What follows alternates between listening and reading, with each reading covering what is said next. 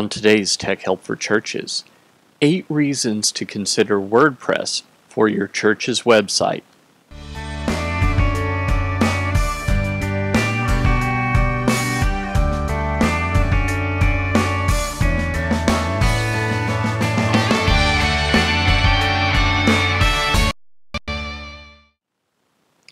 Hi everyone, and welcome again to another episode of Tech Help for Churches. My name is Paul Allen Clifford and I'm your host today, and I'd love for you to join the conversation. So head on over to trinitydigitalmedia.com/contact. You can leave a comment there, or you can see all the other ways to contact me. Paul@trinitydigitalmedia.com is my email address. The phone number 1-877 Pod Echo 1-877-763-3246 is also a good way to get a hold of me if you're more of a telephone person. Let's say you're more of a Twitter person, no problem. I did happen to write the book on Twitter for churches, so you might think that I might have a Twitter account, which I have 4 or 5. But the main one is Paul Allen Cliff, PAULALANCLIF, and if you have trouble remembering which way to spell Allen and how many F's in Cliff, just think it's the shortest possible way to spell all those, and there's no E's. So I hope that helps you as you try and get a hold of me. So let's talk, shall we, about one of the ways that you can help out around here. And I'm always looking for people to help out to make this program possible, to take it up a notch, to fill in some of the gaps, because right now I'm only one guy, and quite frankly the number of things that I know that I could do to help make things more smoothly, make things happen more smoothly, and the time that I have to do that, they're not the same. So while I'm more than happy if someone would come on and volunteer some time to help with some of the administrative things, some typing out of show notes, etc., it's also the case that there are people who have already joined me in this by donating a little money. So if you want to head over to patreon.com/PaulAllenCliff, spelled the same as the Twitter handle. So the address is patreon.com/PAULALANCLIF to support the show. That would be very helpful.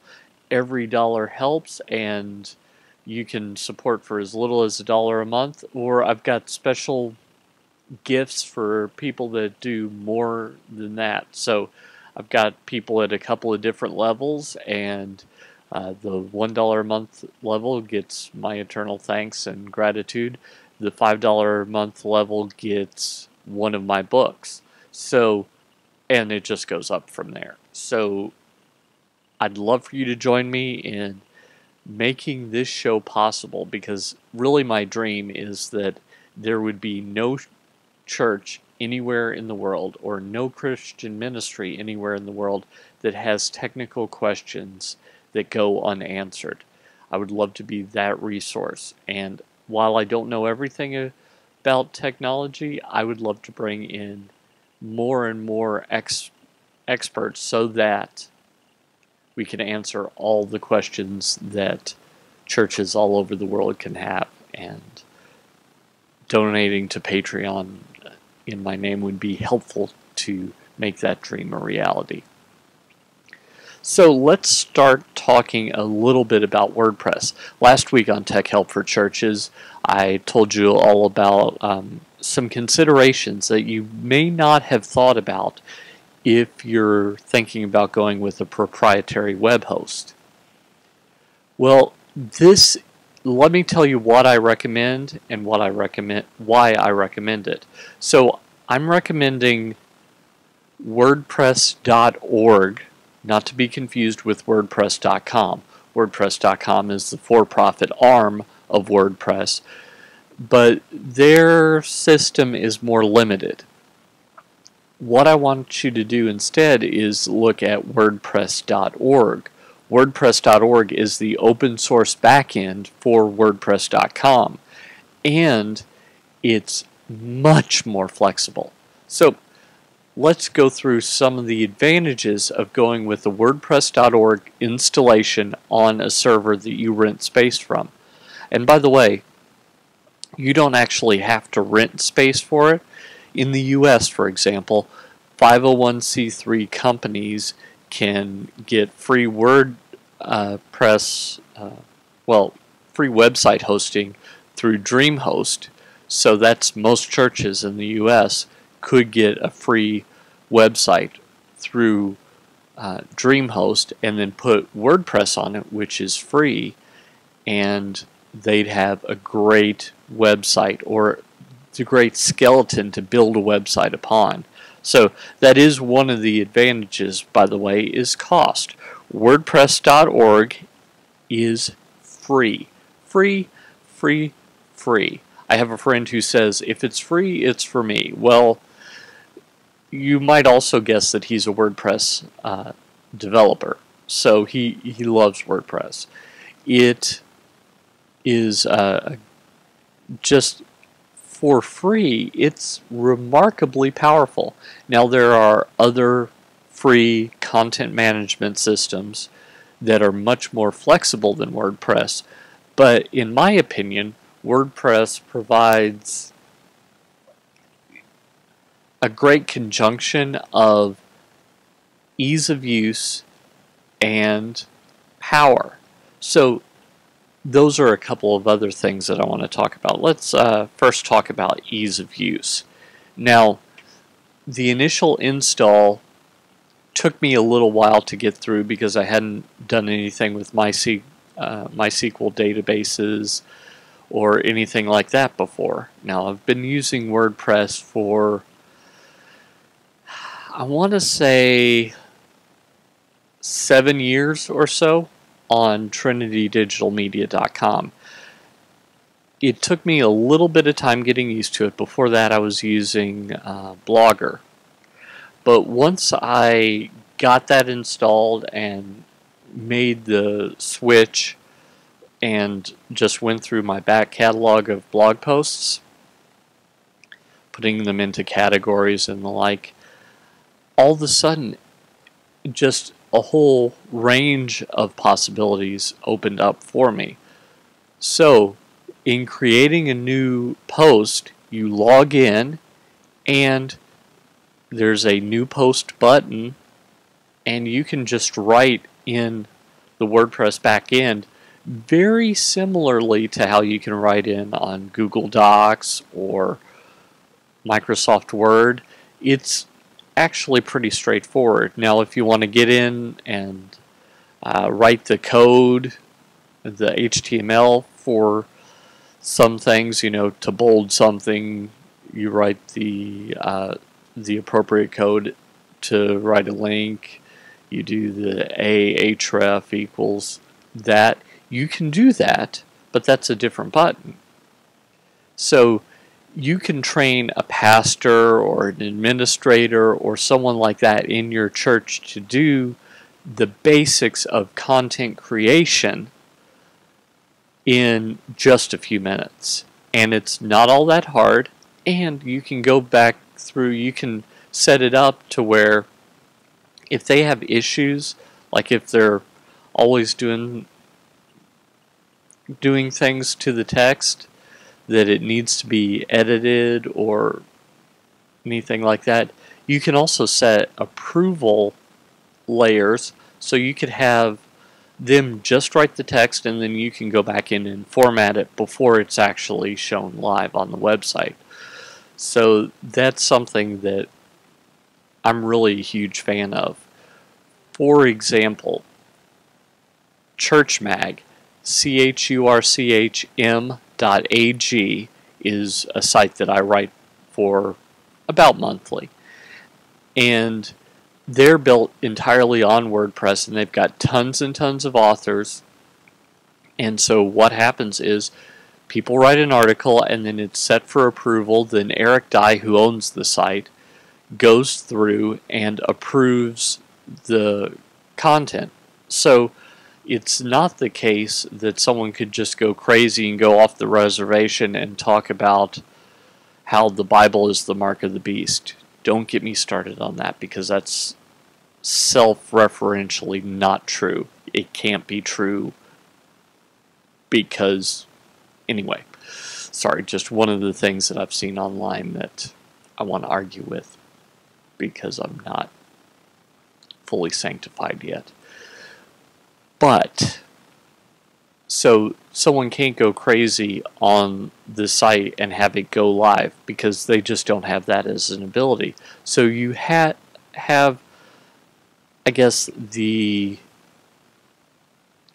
ability, and we might call this under advanced features, which is one of my other categories of why you should go with WordPress. You have the advanced feature of limiting roles. So someone can be an author but not an editor. Someone can be a member but not a contributor. So they can do different things based on what their membership level is on the site.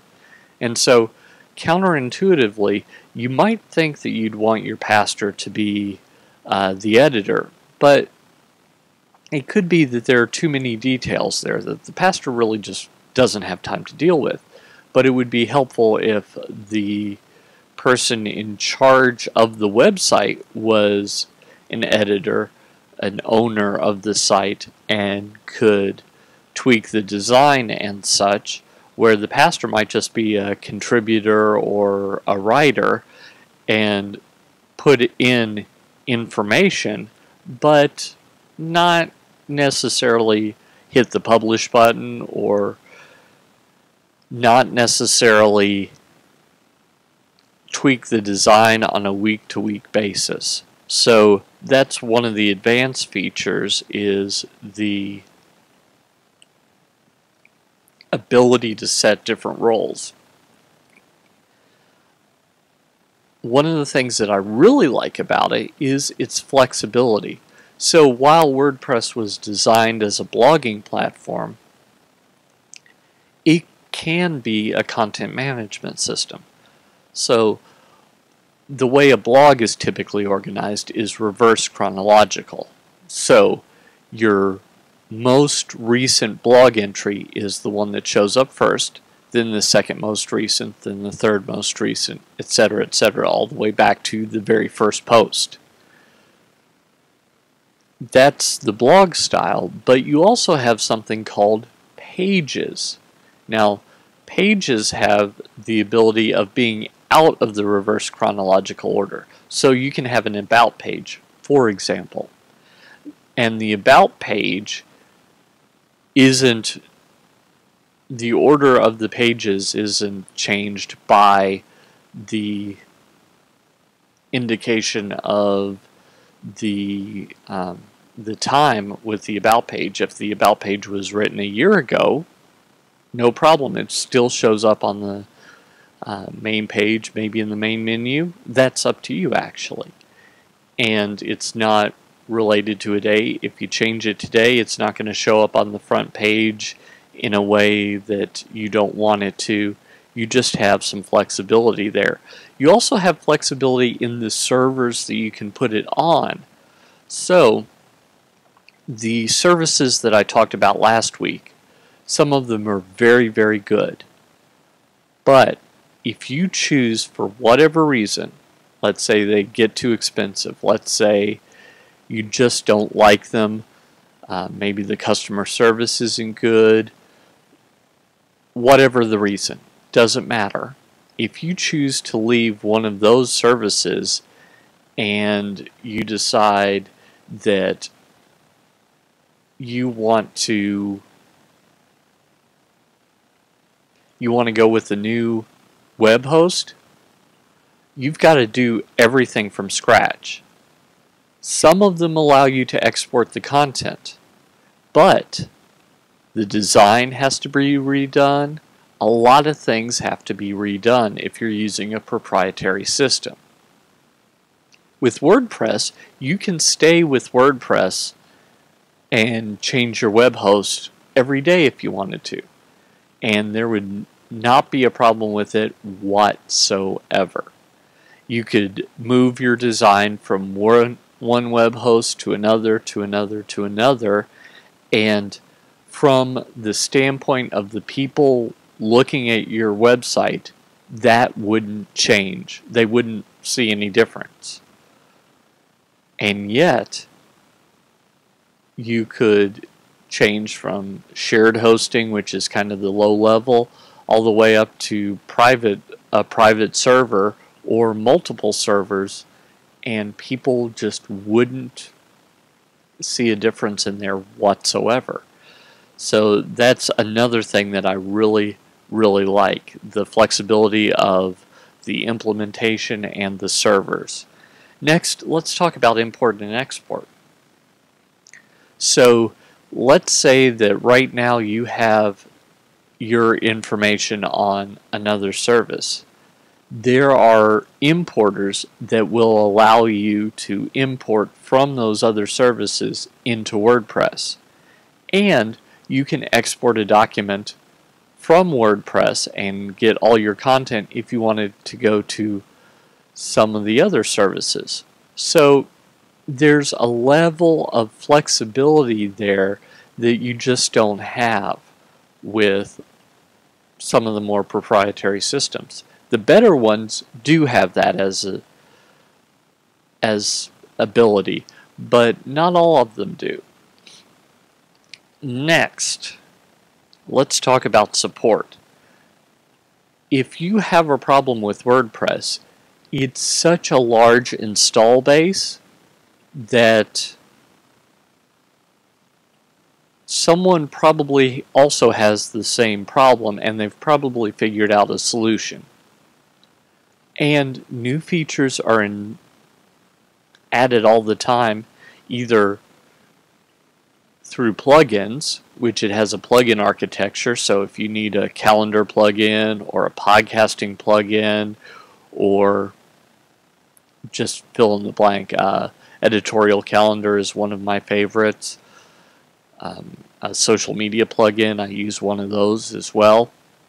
You can just add that into WordPress, and it's actually fairly easy to do as long as you've got the appropriate administrative level of privileges. It's basically like searching on Google for what you want and clicking a couple of buttons, and then it just brings it on in.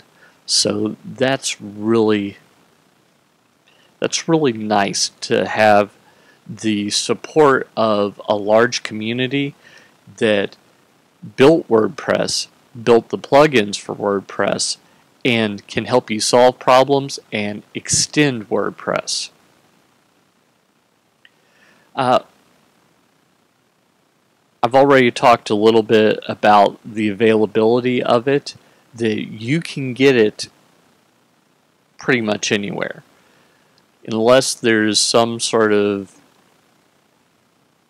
countrywide exclusion, it's just available for you to download and use. And you can even, this is one thing I've also done, is I've run it locally on my machine, not for other people to see, but while I'm developing a theme, that I can run the full website on my computer and I can see how it will look before I upload the theme to my main installation on a server in the cloud somewhere. So finally, I've alluded to this just a bit, but I think that one of the great features of it is design. And it is that if someone knows CSS and HTML and a little PHP, they can do some pretty advanced designs. So while you might have seen a lot of WordPress sites that look alike, it's not the case that they have to look like that. They can look a couple of different ways, actually more than a couple of different ways. You could have a single column, you can have two columns, either a a navigation column on the left, a navigation column on the right, or you can have 3 columns, one on the left, one on the right, and then the content in the middle. I've seen 2 columns on the left and the content to the right. I've seen 2 columns on the right and the content to the left. I've even seen some Pinterest type designs. So you can design it in a lot of ways. Now, it could be that you're concerned because you don't personally know CSS or HTML. Well, there are also advanced themes that you can buy. These are typically not free, but that you can buy that are more drag and drop in their orientation. So you can say, hey, yeah, let's change this background color to pink, let's make it 3 columns, etc., etc. And a lot of themes nowadays are already responsive. So the theme that I use is called responsive, and I've tweaked it with my own header image and a few other things, but it's a responsive website. So if you visit it on an iPhone, an Android phone, a tablet, an iPad, you know, any of those, then it's really great that you can see something that's very usable, very easy to interact with, etc. So I think that that is one of the key advantages to WordPress, is just the flexibility of the design. So how about you? What have I left out? I talked about the design, the advanced features, the cost, the availability, the ease of use, the support, import, export, and the flexibility in both servers and implementation. I think that there are perhaps other reasons to use WordPress. Some people just swear by open source. And I suppose that is one of the advantages, that since it's open source, a lot of eyes are on the code, and a lot of eyes can find things that are broken more easily than a small team of developers can. And that also means that it's much more extendable, etc., etc. So that's why I recommend WordPress for your church's website. If you have any questions or comments, put them in the comments below, or if you're listening to this on audio, don't forget to drop me a line, paul@trinitydigitalmedia.com, or head over to my website, trinitydigitalmedia.com, and you can comment there. So I hope that that helps you. I hope that you can use this information as you're building your website, because all churches in the 21st century need a website if you're going to go out and change eternity. Until next time, I'm Paul Allen Clifford with TrinityDigitalMedia.com.